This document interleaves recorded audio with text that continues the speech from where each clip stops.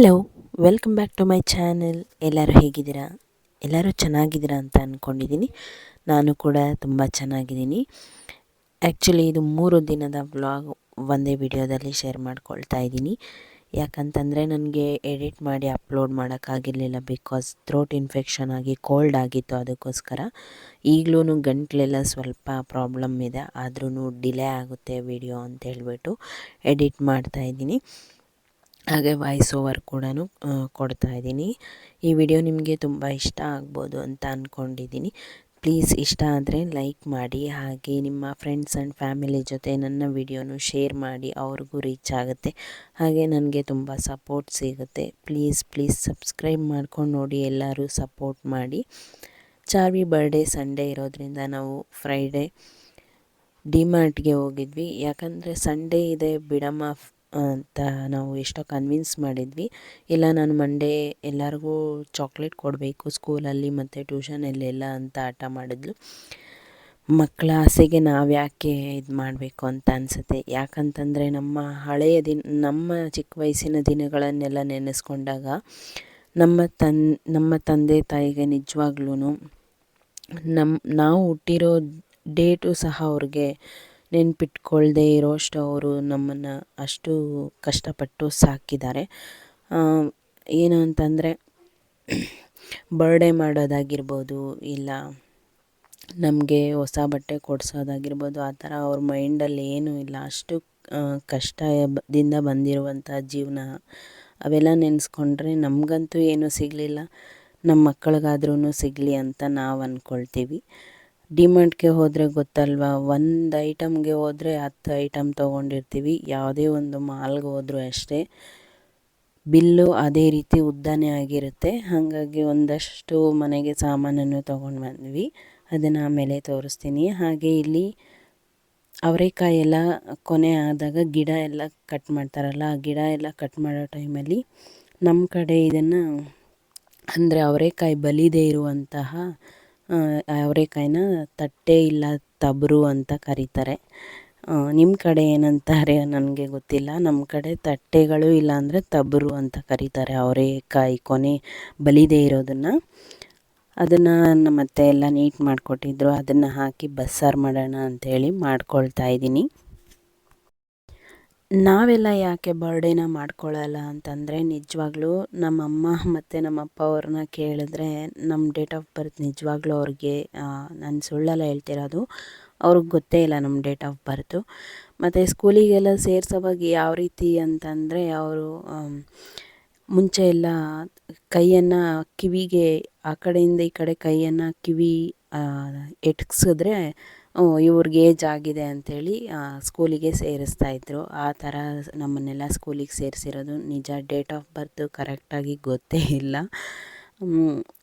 ಆಮೇಲೆ ಇನ್ನೂ ಕೆಲವೊಂದು ವಿಚಾರದಲ್ಲಿ ಏನು ನಾವು ಯಾವಾಗ ಹುಟ್ಟಿರೋದು ಅಂಥೇಳಿ ಕೇಳಿದ್ರೆ ಅವ್ರು ಯಾವ ರೀತಿ ಹೇಳ್ತಾರೆ ಅಂತಂದರೆ, ಏನು ಸಂಕ್ರಾಂತಿ ಟೈಮಲ್ಲಿ ಹುಟ್ಟಿದೆ ನೀನು, ಇಲ್ಲ ಯುಗಾದಿ ಟೈಮಲ್ಲಿ ಹುಟ್ಟಿದೆ, ಇಲ್ಲ ಗೌರಿ ಹಬ್ಬದ ಟೈಮಲ್ಲಿ ಹುಟ್ಟಿದೆ, ಮತ್ತು ಇಲ್ಲ ದೀಪಾವಳಿ ಅಮಾವಾಸ್ಯೆಗೆ ಹುಟ್ಟಿದ್ರಿ. ಆ ರೀತಿ ಅವರು ನೆನ್ಪಿಟ್ಕೊಳ್ಳೋದು. ದಿನಗಳನ್ನು ಗೊತ್ತಿರಲ್ಲ. ಇಂಥ ತಿಂಗಳು ಇಂಥ ಹೆಗ್ಗುರುತು ಈ ಥರ ಹಬ್ಬಗಳು ಇದರ ಟೈಮಲ್ಲಿ ಹುಟ್ಟಿದರೆ ಈ ಟೈಮಲ್ಲಿ ಹುಟ್ಟಿದೆ ನೀನು ಅಂತ ಹೇಳ್ಬಿಡ್ತಾಯಿದ್ರು ಅಷ್ಟೇ. ಅದನ್ನೇ ಏನು ನಾವು ಸ್ಕೂಲಿಗೆ ಕಾಲೇಜಸ್ಗೆಲ್ಲ ಹೋದ್ಮೇಲೆ ನಮ್ಮ ಫ್ರೆಂಡ್ಸ್ ಎಲ್ಲ ಬರ್ತಡೇ ಎಲ್ಲ ಮಾಡ್ಕೊಂಡವಾಗ ಡೇಟ್ ಆಫ್ ಬರ್ತ್ ಕೇಳಿದ್ರೆ, ನನಗೆ ಗೊತ್ತು ಹೋಗ್ರಮ್ಮ, ನೀವು ಇಂಥ ತಿಂಗಳಲ್ಲಿ ಹುಟ್ಟಿದ್ರಿ, ಇಂಥ ಹಬ್ಬದ ಟೈಮಲ್ಲಿ ಹುಟ್ಟಿದ್ರಿ ನೀವು ಅಂತ ಹೇಳ್ತಿದ್ರು. ಆವಾಗ ನಮ್ಮ ಅಮ್ಮ ಅಂದ್ರಿಗೆಲ್ಲ ನಾವು ರೇಗಿಸೋದೆ, ಒಂದು ಡೇಟ್ ಆಫ್ ಬರ್ತ್ ಇಟ್ಕೊಳ್ಳಲ್ಲ, ಇನ್ನೇನು ನಮ್ಮನ್ನು ಸಾಕಿದ್ದೀರಾ, ನಮ್ಮನ್ನು ಎತ್ತಿದ್ದೀರಾ ಅಂತೆಲ್ಲ ಮಾತಾಡ್ತಿದ್ವಿ. ಬಟ್ ಅವರು ಆವಾಗಿನ ಸಿಚುಯೇಷನ್ ಆ ಥರ. ಅವರ ಎಜುಕೇಷನ್ ಒಂದು ಅಕ್ಷರನೂ ಕಲ್ತಿಲ್ಲ, ಆದರೂ ನಮಗಿಂತ ಒಳ್ಳೆಯ ಸಂಸ್ಕಾರ ನಾವು ಅಂದರೆ ಕಲಿಸ್ಕೊಟ್ಟಿದ್ದಾರಲ್ಲ, ಅದಕ್ಕೆ ರೆಸ್ಪೆಕ್ಟ್ ಮಾಡಬೇಕಷ್ಟೆ ನಾವು. ಹಾಗೆ ಏನೇ ಒಂದು ನಮಗೆ ಡೇಟ್ ಆಫ್ ಬರ್ತಿಂದಾನೇ ಅಂತಲ್ಲ, ನಿಜವಾಗ್ಲೂ ಅವ್ರು ನಮ್ಮನ್ನು ಇಷ್ಟು ಕಷ್ಟಪಟ್ಟು ಬೆಳೆಸಿದಾರಲ್ಲ, ಅದಕ್ಕೊಂದು ಬೆಲೆ ಕೊಡಬೇಕಷ್ಟೆ ನಾವು. ಅಷ್ಟು ಕಷ್ಟದಲ್ಲೂ ನಮ್ಮನ್ನು ಯಾರ ಮುಂದೆನೂ ಏನೂ ಕಡಿಮೆ ಇಲ್ಲ ನಮ್ಮ ಮಕ್ಕಳು ಅನ್ನೋ ರೀತಿ ನಮ್ಮ ತಂದೆ ತಾಯಿ ನಮ್ಮನ್ನು ಬೆಳೆಸಿದ್ದಾರೆ. ಅದಕ್ಕೊಂದು ಜೀವನ ಪೂರ್ತಿ ನಾವು ಅವ್ರಿಗೆ ಋಣಿಯಾಗಿದ್ದರೂ ಅದಕ್ಕೆ ಬೆಲೆನೇ ಕಟ್ಟೋಕ್ಕಾಗಲ್ಲ ತಂದೆ ತಾಯಿ ಪ್ರೀತಿಗೆ. ಕೆಲವೊಂದು ಸತಿ ಬೇಜಾರು ಅನಿಸುತ್ತೆ, ಏನು ಮಾಡೋಕ್ಕಾಗಲ್ಲ, ಅವರ ಪರಿಸ್ಥಿತಿ ಅದು. ಇವಾಗ ಏನು ಟೆಕ್ನಾಲಜಿ ಇಂಪ್ರೂವ್ ಆಗಿದೆ, ಎಲ್ಲ ಹಾಸ್ಪಿಟಲ್ಗಳಲ್ಲಿ ಸಿಸ್ಟಮ್ಗಳಲ್ಲಿ ಹುಟ್ಟಿದ ತಕ್ಷಣ ಹಂಗೆ ಡೇ ಟು ಟೈಮ್ ಎಲ್ಲ ಆ್ಯಡ್ ಮಾಡಿಬಿಟ್ಟು ಬರ್ತ್ ಸರ್ಟಿಫಿಕೇಟ್ ಎಲ್ಲ ಕೊಟ್ಬಿಡ್ತಾರೆ. ಬಟ್ ಆಗ ಆಗಿರಲಿಲ್ವಲ್ಲ, ಹಾಗಾಗಿ ನಮ್ಮ ಡೇಟ್ ಆಫ್ ಬರ್ತ್ಗಳು ಇದುವರೆಗೂ ನಿಜವಾಗ್ಲೂ ನಮಗೆ ಗೊತ್ತಿಲ್ಲ.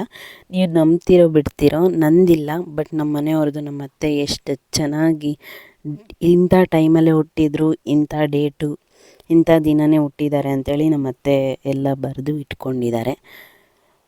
ತುಂಬ ಖುಷಿಯಾಗುತ್ತೆ. ಇವರೊಂದು ಸ್ವಲ್ಪ ಏನು ಅಂದರೆ 7th ಅವರು ಎಜುಕೇಷನ್ ಮಾಡಿದ್ದಾರೆ ನಮ್ಮ ಅತ್ತೆ. ಬಟ್ ನಮ್ಮ ತಾಯಿ ಒಂದು ಅಕ್ಷರನೂ ಓದಿಲ್ಲ, ಅವರು ಸ್ಕೂಲ್ ಮೆಟ್ಲೆ ಹತ್ತಿಲ್ಲ ಅವರು. ನಮ್ಮ ತಂದೆ ಒಳ್ಳೆ ಅಂದರೆ ಆ ಕಾಲಕ್ಕೇ 10th ಮಾಡಿದರು, ಅಂದರೆ SSLCಯನ್ನು ಓದಿದರು. ಬಟ್ ಅವರು ತೋಟ, ಹೊಲ ಉಳೋದು, ಆಮೇಲೆ ಬೆಳೆ ಇಡೋದು ಅದರಲ್ಲೇ ಬ್ಯುಸಿ ಆಗಿರ್ತಿದ್ರು. ಆವಾಗ ಇಂಥ ಏನು ಡೇಟ್ ಆಫ್ ಬರ್ತ್ಗೂ ಇಟ್ಕೊಳ್ಬೇಕು, ಡೇ ಇಟ್ಕೊಳ್ಬೇಕು ಅನ್ನೋದು ಅವ್ರ ಮೈಂಡಲ್ಲೇ ಇಲ್ಲ. ಹಾಗಾಗಿ ಅವರು ಯಾರ್ದೂ ಅಷ್ಟೇ ಇಟ್ಕೊಂಡಿಲ್ಲ. ಲಾಸ್ಟ್ ನನ್ನ ತಂಗಿದು ಮಾತ್ರ ಪರ್ಫೆಕ್ಟಾಗಿ ಇಟ್ಕೊಂಡಿದ್ರು ಡೇಟ್ ಆಫ್ ಬರ್ತು ಅಂತ ಅನಿಸುತ್ತೆ. ಅವಳದು ಇಲ್ಲ, ಒಂದೊಂದು ಸತಿ ಅವಳು ಇಲ್ಲ, ನೀವು ಸರಿಯಾಗಿ ಡೇಟ್ ಆಫ್ ಬರ್ತ್ ಇಟ್ಕೊಂಡಿಲ್ಲ ಅಂತ ಒಂದೊಂದು ಸತಿ ಜಗಳ ಮಾಡ್ತಾ ಇರ್ತಾರೆ. ಏನು ಮಾಡೋಕ್ಕಾಗಲ್ಲ, ಆವಾಗಿನ ಸಿಚುಯೇಷನ್ ಆ ರೀತಿ ಇರ್ತೈತಿ, ಇವಾಗಿನ ಜನ್ರೇಷನ್ ನಾವೆಲ್ಲ ಈ ರೀತಿ ಇರೋದು. ಒಂದೊಂದು ಸತಿ ಅನಿಸುತ್ತೆ ನಿಜವಾಗ್ಲೂ ನಮ್ಮ ತಂದೆ ತಾಯಿ ನಮ್ಮನ್ನೆಲ್ಲ ಎಷ್ಟು ಅಂದರೆ ನಾವೆಲ್ಲ ಯಾವ ರೀತಿ ಕಷ್ಟ ಸುಖನೆಲ್ಲ ಅರ್ಥ ಮಾಡಿಕೊಂಡು ಬೆಳೆದಿದ್ದೀವಿ. ಇವಾಗಿನ ಮಕ್ಕಳು ನಿಜವಾಗ್ಲೂ ಕಷ್ಟ ಇದೆ ನಿಜವಾಗ್ಲೂ. ಒಂದೊಂದು ಸತಿ ಹೆಂಗಪ್ಪ ಇವರನ್ನು ನಾವು ನಮ್ಮ ತಂದೆ ತಾಯಿ ಥರನೇ ನಾವು ಇವ್ರನ್ನ ಬೆಳೆಸ್ತೀವ, ನಮ್ಮನ್ನು ಬೆಳೆಸ್ದಾಗೆ ನಾವು ನಮ್ಮ ಮಕ್ಕಳನ್ನ ಬೆಳೆಸ್ತೀವ ಅಂತೇಳ್ಬಿಟ್ಟು ಅನಿಸುತ್ತೆ. ಗೊತ್ತಿಲ್ಲ ಮುಂದೆ ಹೇಗಿರುತ್ತೆ ಅಂತೇಳ್ಬಿಟ್ಟು. ಹಾಗೆ ಡಿಮಾರ್ಟಿಂದ ಏನೇನು ತೊಗೊಬಂದೆ ಅಂಥೇಳಿ ತೋರಿಸ್ತಾ ಇದ್ದೀನಿ. ಚಾಕ್ಲೇಟ್ಸ್ ಒಂದು ಮಂಚು 3 ಪಾಕೆಟು, ನಾರ್ಮಲ್ ಸಣ್ಣ ಸಣ್ಣ ಚಾಕ್ಲೇಟ್ಸ್ 1-2 ಪಾಕೆಟನ್ನು ತೊಗೊಂಡು ಬಂದಿದ್ದೆ. ಕೇಕ್ ಕೊಡೋದಕ್ಕೆ ಪ್ಲೇಟ್ಸನ್ನು ತೊಗೊಂಬಂದಿದ್ದೆ. ಹಾಗೆ ಹೋದರೆ ಅಲ್ಲಿ ಏನಾದರೂ ಒಂದೊಂದು ಕಣ್ಣಿಗೆ ಕಾಣಿಸುತ್ತೆ, ತೊಗೊಳ್ತಾನೆ ಇರ್ತೀವಿ. ವಿಮ್ ಎಲ್ಲ ಖಾಲಿಯಾಗಿತ್ತು, ವಿಮ್ ಜೆಲ್ಲೆಲ್ಲ ಅದನ್ನು ಸಹ ತಗೊಂಡು, ಡ್ರೈ ಫ್ರೂಟ್ಸ್ ಖಾಲಿಯಾಗಿತ್ತು. ಹಾಗೆ ಜೀರಿಗೆ ಮತ್ತು ಸೋಂಪು, ಯಾಕಂದರೆ ನಾನು ಬೆಳಗ್ಗೆ ಎದ್ದು ಜೀರಿಗೆ ಮತ್ತು ಈ ರೀತಿ ಏನು ಮೆಂತ್ಯ ಸೋಂಪು ಎಲ್ಲ ಹಾಕಿ ಒಂದು ಟೀಯನ್ನು ಮಾಡ್ಕೊಳ್ತೀನಿ, ಅದಕ್ಕೋಸ್ಕರ ಅವೆಲ್ಲ ಬೇಕಾಗಿತ್ತು. ಹಾಗೆ ಚಕ್ಕೆ ಹಾಕಿ ಒಂದು ಟೀ ಮಾಡಿಕೊಂಡ್ರೆ ಅದು ಅಷ್ಟು ಒಂದು ಒಳ್ಳೆ ಬೆನಿಫಿಟ್ ಅಂತಲೇ ಹೇಳ್ಬೋದು. ಅದಕ್ಕೋಸ್ಕರ ಅದು ತೊಗೊಂಬಂದೆ. ಪನ್ನೀರನ್ನು ತೊಗೊಂಬಂದೆ. ನನಗಂತೂ ಪನ್ನೀರ್ ತುಂಬ ಇಷ್ಟ, ಬಟ್ ನನ್ನ ಮಗಳು ತಿನ್ನಲ್ಲ, ನಮ್ಮ ಮನೆಯವರು ತಿನ್ನಲ್ಲ. ತೊಗೊಂಡು ಬಂದೆ. ಆದ್ರೂ ಏನಾದರೂ ಒಂದು ಲಂಚ್ ಬಾಕ್ಸ್ ರೆಸಿಪಿ ಮಾಡೋಣ ಅಂತ ಹೇಳ್ಬಿಟ್ಟು. ಹಾಗೆ ಕಂಫರ್ಟ್ ಎಲ್ಲ ಖಾಲಿಯಾಗಿತ್ತು, ಅದನ್ನು ತೊಗೊಂಡು ಬಂದೆ. ಹೀಗೆ ಡಿಮಾರ್ಟ್ಗೆ ಹೋದರೆ ಏನಾದರೂ ಒಂದೊಂದು ಕಣ್ಣಿಗೆ ಕಾಣಿಸ್ದಾಗ ಎತ್ಕೊಂಡು ಬರ್ತಾಯಿರ್ತೀವಿ. ಹಾಗೆ ಬಿಲ್ಲೂ ಅಷ್ಟೇ ಬಿಲ್ಲೂ ಅಷ್ಟೇ ದೊಡ್ಡದಾಗಿ ಹೋಗ್ತಾ ಇರುತ್ತೆ. ಏನು ಮಾಡೋಕ್ಕಾಗಲ್ಲ, ಮನೆ ಅಂದಮೇಲೆ ಅದೆಲ್ಲ ಬೇಕಾಗುತ್ತಲ್ವ. ಹಾಗೆ ವಿಮ್ ಸೋಪನ್ನು ಆಫರಲ್ಲಿತ್ತು, ಅದಕ್ಕೋಸ್ಕರ ಅದನ್ನು ತೊಗೊಂಡು ಬಂದೆ. ಹೀಗೆ ಮನೆಗೆ ಬೇಕಾಗಿರುವಂಥ ಐಟಮನ್ನೆಲ್ಲ ತೊಗೊಂಡು ಬಂದು, ಇದು ನೆಕ್ಸ್ಟ್ ಡೇಯ ಮಾರ್ನಿಂಗು. ಬೆಳಗ್ಗೆ 5 ಗಂಟೆಗೆ ನನ್ನ ಡೇ ಸ್ಟಾರ್ಟ್ ಆಗುತ್ತೆ. 1/2 ಅವರು ವಾಕ್ ಮುಗಿಸಿ ಅದಾದಮೇಲೆ ಬಂದು ಬಾಗಿಲಿಗೆಲ್ಲ ನೀರು ಹಾಕಿ ರಂಗೋಲಿಯನ್ನು ಹಾಕ್ತೀನಿ. ನೀವು ನೋಡ್ತಾ ಇರ್ಬೋದು ನಮ್ಮ ಪುಟಾಣಿ. ಇವಾಗ ಅದೊಂದೇ ಇರೋದು, ಲಾಸ್ಟ್ ವಿಡಿಯೋದಲ್ಲಿ ಹೇಳಿದೆ ಅಲ್ವಾ, ಅದರ ಜೊತೆ ಇದ್ದಿದ್ದು. ಅದು ಅಷ್ಟೇ, ಏನಾಯಿತು ಅಂತಲೇ ಗೊತ್ತಿಲ್ಲ, ಕಣ್ಣಿಗೆ ಕಾಣಿಸ್ಲಿಲ್ಲ. ಅದು ನಾಯಿ ಏನೋ ನಮ್ಮದು ಎಲ್ಲ ಏನು ಹಳ್ಳಿ ಅಲ್ವಾ, ಒಂದು ಸ್ವಲ್ಪ ತೋಟದ ವಾತಾವರಣ ಇರೋದರಿಂದ ನಾಯಿಗಳು ಎಲ್ಲ ಜಾಸ್ತಿ ಓಡಾಡ್ತಾ ಇರುತ್ತೆ. ಹಾಗಾಗಿ ಏನಾಯಿತು ಅಂತಲೂ ಗೊತ್ತಿಲ್ಲ, ಅದು ಎಲ್ಲೋಯ್ತು ಅಂತಲೂ ಕಾಣಿಸ್ಲಿಲ್ಲ. ಇದೊಂದೇ ಒಂದಿದೆ. ಇದು ಮಾತ್ರ ನಿಜ, ನಾನು ಎಷ್ಟೊತ್ತಿಗೆ ಎದ್ದೇಳ್ತೀನಿ ಅಷ್ಟೊತ್ತಿಗೆ ನನ್ನ ಮಗಳೂ ಹಿಂಗೆ ನನ್ನ ಜೊತೆ ಟೈಮ್ ಸ್ಪೆಂಡ್ ಮಾಡಲ್ಲ. ಅಷ್ಟು ಚೆನ್ನಾಗಿ ಅಂದರೆ ಅಷ್ಟು ನನ್ನ ಬಿಡದೇ ಇರುತ್ತೆ ನೋಡಿ. ಎಲ್ಲೋದ್ರೂ ಕಾಲ್ಗೆ ಅಡ್ಡ ಬರುತ್ತೆ, ಎಲ್ಲೋದ್ರೂ ನನ್ನನ್ನು ಬಿಡೋದೇ ಇಲ್ಲ. ರಂಗೋಲಿ ಹಾಕ್ತಿದ್ರೆ ಚುಕ್ಕಿ ಇಡೋಕ್ಕೂ ಸಹ ಜಾಗ ಬಿಡಲ್ಲ, ಹಂಗೆ ಇದು ಮಾಡುತ್ತೆ, ಬಂದು ಕುತ್ಕೊಂಡ್ಬಿಡುತ್ತೆ ಚುಕ್ಕಿ ಇಡೋ ಜಾಗದಲ್ಲಿ. ಹಾಗೆ ಸ್ಯಾಟರ್ಡೇ ಆಗಿತ್ತು ಇದು ನೆಕ್ಸ್ಟ್ ಡೇ. ಬೇಗ ಬೇಗ ನಮ್ಮ ಮನೆಯವ್ರಿಗೆ ಟಿಫನ್ ಮಾಡಿಕೊಟ್ಟು ನಾನು ಸಹ ರೆಡಿ ಆದೆ. ಶಾವಿಗೆ ಉಪ್ಪಿಟ್ಟನ್ನು ಮಾಡೋಣ ಅಂತೇಳ್ಬಿಟ್ಟು ಮಾಡ್ತಾಯಿದ್ದೀನಿ. ತುಂಬ ಇಷ್ಟ ನಮ್ಮ ಮನೆಯವ್ರಿಗೆ ಶಾವಿಗೆ ಉಪ್ಪಿಟ್ಟು, ಹಾಗಾಗಿ ಮಾಡಿಕೊಡ್ತಾಯಿದ್ದೀನಿ. ಅವರೇನು ಟಿಫನ್ ಬೇಡ ನಿನಗೆ ಮಾರ್ನಿಂಗ್ ಕ್ಲಾಸ್ ಇದೆಯಲ್ಲ, ಹೊರಡುವಂತೆ ಟೈಮ್ ಆಗುತ್ತೆ ಅಂತಂದು. ಚಾರ್ವಿಗೆ ಸ್ಯಾಟರ್ಡೆ ಟೈಮ್ ಬಾಕ್ಸ್ ಲಂಚೇನು ತೊಗೊಂಡು ಹೋಗೋಷ್ಟಿರಲ್ಲ, ಯಾಕಂದರೆ ಅವಳಿಗೆ 12:30ಗೆ ಕ್ಲಾಸ್ ಬಿಡುತ್ತೆ. ಹಾಗಾಗಿ ಸ್ನ್ಯಾಕ್ ಏನಾದರೂ ತೊಗೊಂಡು ಹೋಗಬೇಕು ಅಂತ ಹೇಳ್ತಾರೆ. ಬಟ್ ಅವಳು ತಿನ್ಕೊಂಡು ಹೋಗ್ತಾಳಷ್ಟೆ. ನಮ್ಮ ಮನೆಯವ್ರಿಗೆ ಬೆಳಗ್ಗೆನೇ ಟಿಫನ್ ಕೊಡಬೇಕು, ಅದಕ್ಕೋಸ್ಕರ ರೆಡಿ ಮಾಡಿಕೊಡ್ತಾಯಿದ್ದೀನಿ.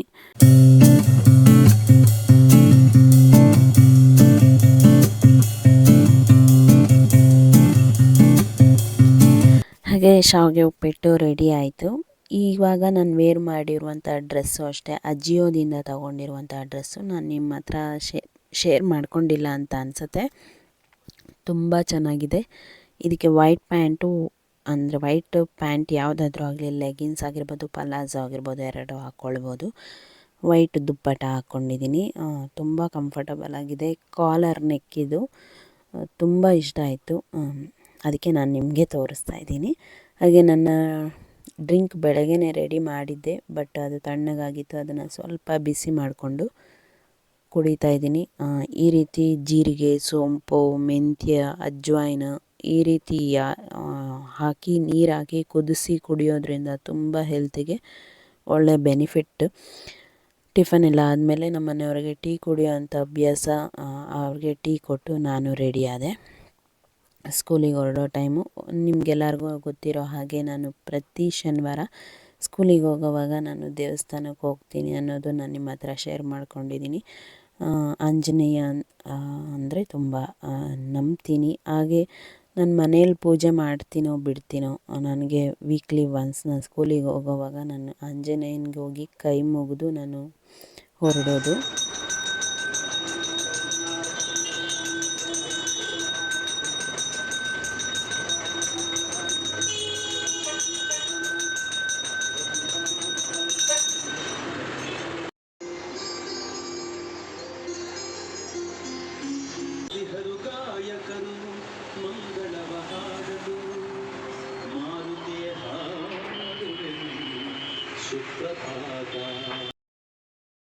ಹಾಗೆ ಇದು ಸಂಜೆಯ ವ್ಲಾಗ್ ಆಗಿರುತ್ತೆ. ಇಲ್ಲಿ ನಮ್ಮ ಮನೆಯವರು ಆಲೂಗಡ್ಡೆಯನ್ನೆಲ್ಲ ಕ್ಲೀನ್ ಮಾಡಿ ಚಿಪ್ಸ್ ಮಾಡ್ತಾಯಿದ್ದಾರೆ.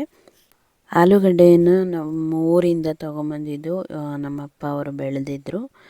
ಸಡನ್ಲಿ ಊರಿಗೆ ಹೋಗಿ ಬಂದ್ವಿ. ಹಾಗಾಗಿ ಅದನ್ನೆಲ್ಲ ಏನು ವ್ಲಾಗ್ ಮಾಡಿರಲಿಲ್ಲ ನಾನು. ಒಂದು ಸ್ವಲ್ಪ ಪರ್ಸ್ನಲಿ ಕೆಲಸಗಳಿದ್ವು, ಅದಕ್ಕೋಸ್ಕರ ಹೋಗಿದ್ವಿ. ಏನೋ ಜೋರಾಗಿ ಹೇಳೋ. ಪಕ್ಕದ ಮನೆಯವ್ರ ಬರ್ಡೇ ಮಾಡ್ತಿದ್ದೀರಾ, ನಿನ್ನ ಬರ್ಡೇನೇ ತಾನೆ? ನೀನೇ ಮಾಡ್ಬೇಕಮ್ಮ. ಏನು ಡೈಲಾಗ್ ಹೊಡೆದ್ಲ ನೋಡು. ನಿನ್ನೊಟ್ಟಿಗೆ ನೀನೇ ತಾನೇ ಊಟ ತಿನ್ನೋದು? ಯಾವಾಗಿಂದ ಬೇರೆಯವ್ರು ತಿನ್ಸಿರೋದು? ಏನಮ್ಮ? ಗೃಹ ಪ್ರವೇಶ. ಚಾರ್ವಿ ಅವಾಗವಾಗ ಒಂದೊಂದು ಡೈಲಾಗ್ ಹೊಡಿತಾ ಇರ್ತಾಳೆ. ಅವಳಿಗೊಂದು ಕೆಲಸ ಇಟ್ಟಿದ್ದೆ, ಬಟಾಣಿ ಸುಲಿಯಮ್ಮ, ಈವ್ನಿಂಗ್ ಮಶ್ರೂಮ್ ಪಲಾವ್ ಮಾಡೋಣ ಅಂತ ಹೇಳ್ಬಿಟ್ಟು ಹೇಳಿದ್ದೆ. ಅದಕ್ಕೆ ಸುಲಿತಿದ್ಲು. ನನ್ನ ಬರ್ತಡೇಗೆಲ್ಲ ನಾನೇ ಮಾಡ್ಕೊಳ್ಬೇಕಾ ಅಂತೇಳ್ಬಿಟ್ಟು ಒಂದು ಡೈಲಾಗ್ ಹೊಡಿತಾ ಇದ್ಲು. ಹಂಗಾಗಿ ಕಾಮಿಡಿ ಮಾಡ್ತಾಯಿದ್ವಿ. ಹಾಗೆ ಯಾಕೋ ಗೊತ್ತಿಲ್ಲ, ಒಂದು ವಾರದಿಂದ ಜಾಮೂನ್ ತಿನ್ನಬೇಕು ಅಂತ ಅನ್ನಿಸ್ಬಿಟ್ಟಿತ್ತು. ಒಳ್ಳೆ ಬಸರಿ ಬೈಕೆ ಅಂತಾರಲ್ಲ, ಹಂಗಾಗ್ಬಿಟ್ಟಿತ್ತು ನನಗೆ.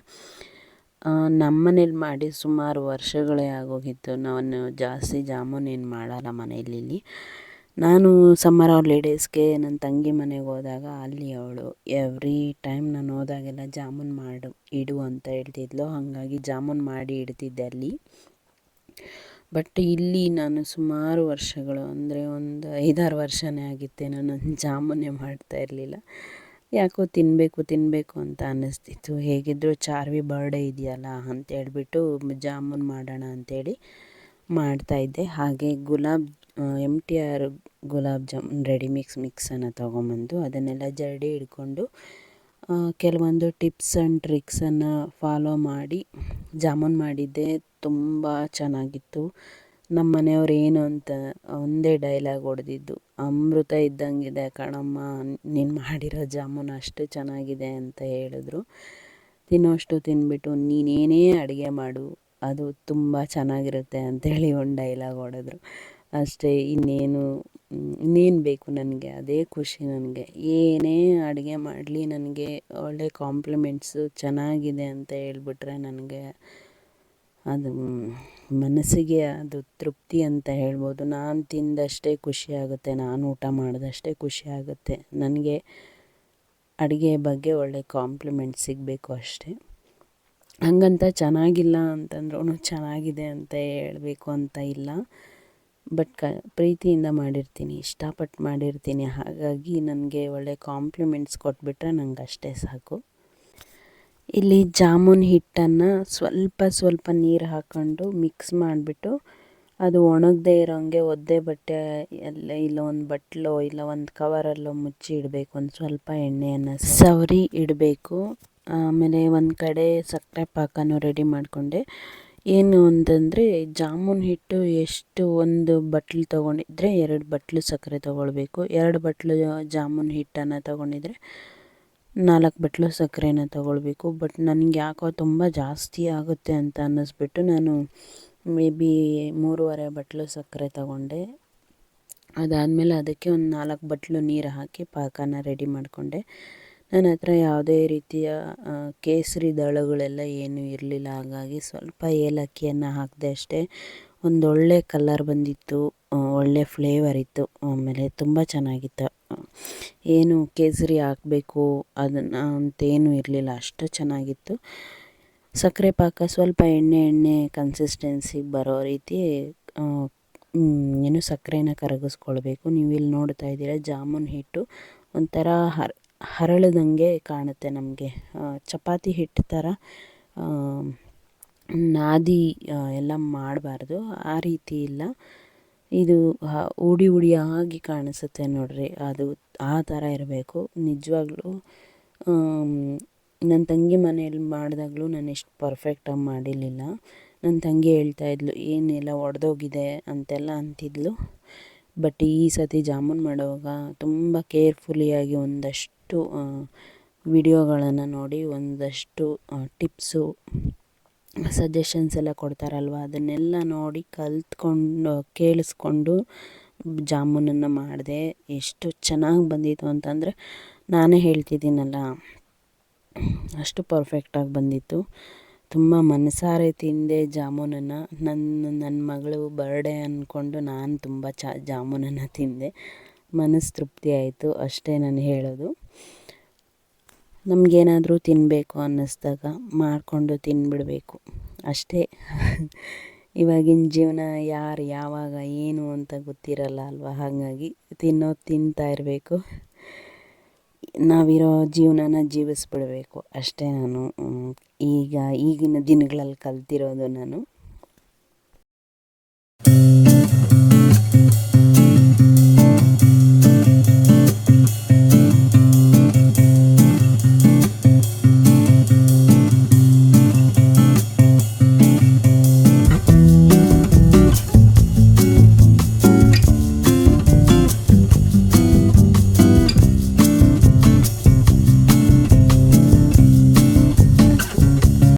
ಜಾಮೂನೆಲ್ಲ ಎಣ್ಣೆಯಿಂದ ತೆಗೆದು ಉಗುರು ಬೆಚ್ಚಗಿರುವಂತಹ ಪಾಕಕ್ಕೆ ಹಂಗೆ ತೆಗೆದು ಹಾಕ್ತಾ ಇರಬೇಕು. ನೋಡಿ ಸ್ವಲ್ಪ ಹೊತ್ತಿಗೆ ಎಷ್ಟು ದಪ್ಪ ಆಗಿಬಿಟ್ಟಿದೆ ಜಾಮೂನು.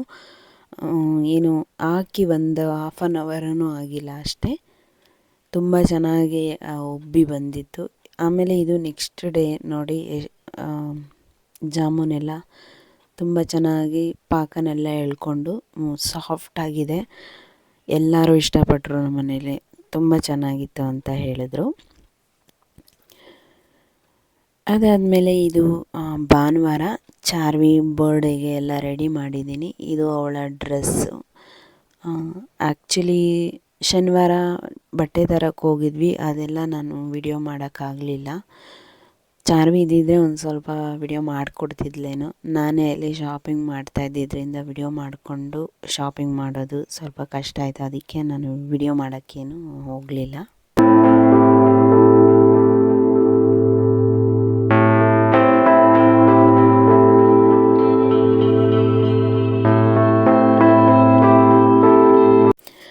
ಇದು ಸಂಜೆ ಕೇಕ್ ಕಟ್ ಮಾಡೋ ಟೈಮ್ಗೆ ಎಲ್ಲರಿಗೂ ಕೇಕ್ ಮತ್ತು ಮಿಕ್ಸ್ಚರ್ ಎಲ್ಲ ಕೊಡಬೇಕಲ್ಲ, ಅದಕ್ಕೆಲ್ಲ ರೆಡಿ ಮಾಡಿ ಇಟ್ಟಿದ್ವಿ. ಹಾಗೆ ಅರಶಿನ ಕುಂಕುಮ ಎಲ್ಲ ಕೊಟ್ಟು ಎಲೆ ಅಡಿಕೆ ಎಲ್ಲ ಕೊಟ್ಟು ಕಳಿಸ್ತೀವಿ. ನಾವು ಪ್ರತಿ ವರ್ಷವೂ ಇದೇ ರೀತಿಯೇ ಮಾಡೋದು. ಬಟ್ ಫಸ್ಟ್ ಇಯರ್ ಮಾತ್ರ ಗ್ರ್ಯಾಂಡಾಗಿ ಮಾಡಿದ್ವಿ, ಅದಾದಮೇಲೆ ಇಷ್ಟೇ ಸಿಂಪಲ್ಲಾಗೇ ಮಾಡೋದು. ಎಲ್ಲರೂ ಸೆಲೆಬ್ರೇಷನ್ಗೋಸ್ಕರ ಬಂದರು.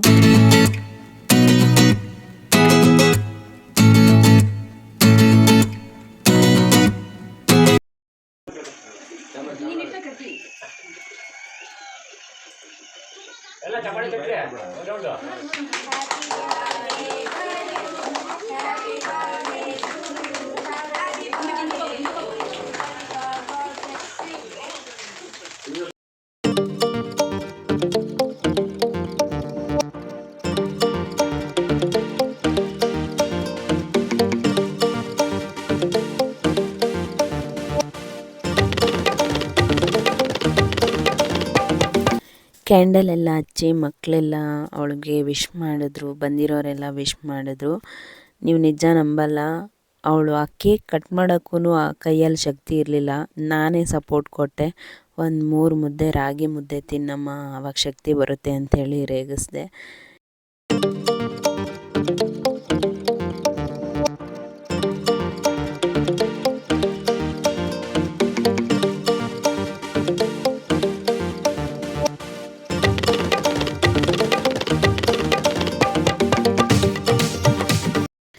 ನಾವೆಷ್ಟೇ ಕಷ್ಟಪಡಲಿ, ನಮ್ಮ ಜೀವನದಲ್ಲಿ ನಮಗೇನೇ ನೋವಿರಲಿ, ನಮ್ಮ ಕಣ್ಮುಂದೆ ನಮ್ಮ ಮಕ್ಕಳು ಖುಷಿ ಪಡ್ತಾರಲ್ಲ, ಅದ್ರಿಗೆ ಬೆಲೆ ಕಟ್ಟೋಕ್ಕೆ ಆಗಲ್ಲ.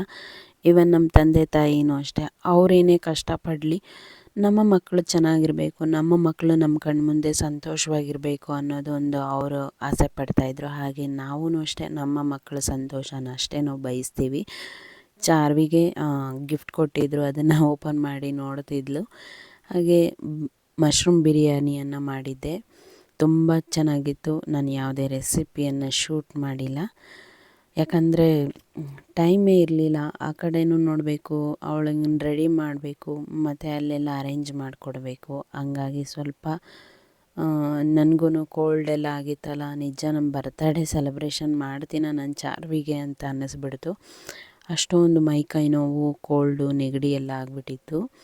ನೀವು ಇದನ್ನು ನೋಡ್ತಾ ಇದ್ದೀರಾ, ಚಾರ್ವಿನೇ ಡೆಕೋರೇಷನ್ ಮಾಡ್ಕೊಂಡಿದ್ದಾಳೆ. ನಾವು ಏನು ಬೇಡಮ್ಮ, ಸುಮ್ಮನೆ ಸಿಂಪಲ್ಲಾಗಿ ಕೇಕ್ ಕಟ್ ಮಾಡೋದು, ಏನಕ್ಕಿದೆಲ್ಲ ಅಂತಂದರೆ ಅವಳೇ ಬಲೂನನ್ನು ಊದ್ಬಿಟ್ಟು ನೇತಾಡಾಕಿದ್ದಾಳೆ. ಇದಾಗಿತ್ತು 3 ದಿನದ ಬರ್ತ್ಡೇ ವ್ಲಾಗ್ ಆಗಿರ್ಬೋದು. ನಿಮಗೇನು ಅನ್ನಿಸ್ತು ಅಂತೇಳಿ ಕಾಮೆಂಟ್ ಸೆಕ್ಷನಲ್ಲಿ ತಿಳಿಸಿ. ಹಾಗೆ ನೀವೆಲ್ಲರೂ ವಿಶ್ ಮಾಡಿದ್ದೀರಾ, ತುಂಬ ಥ್ಯಾಂಕ್ಸ್. ಅವಳಿಗೆ ನಿಮ್ಮೆಲ್ಲರ ಆಶೀರ್ವಾದ ಇರಲಿ ಅಂತ ದೇವರಲ್ಲಿ ಕೇಳ್ಕೊಳ್ತೀನಿ. ಹೀಗೆ ನಿಮ್ಮ ಪ್ರೀತಿ ಮತ್ತು ಪ್ರೋತ್ಸಾಹ ನನ್ನ ಮೇಲೆ ಹೀಗೆ ಇರಲಿ. ಪ್ಲೀಸ್ ನನ್ನ ಚಾನಲನ್ನು ಸಬ್ಸ್ಕ್ರೈಬ್ ಮಾಡ್ಕೊಂಡು ನೋಡಿ, ಹಾಗೆ ಈ ವಿಡಿಯೋನ ಲೈಕ್ ಮಾಡಿ, ಹೀಗೆ ಸಪೋರ್ಟ್ ಮಾಡ್ತಾಯಿರಿ. Thank you so much.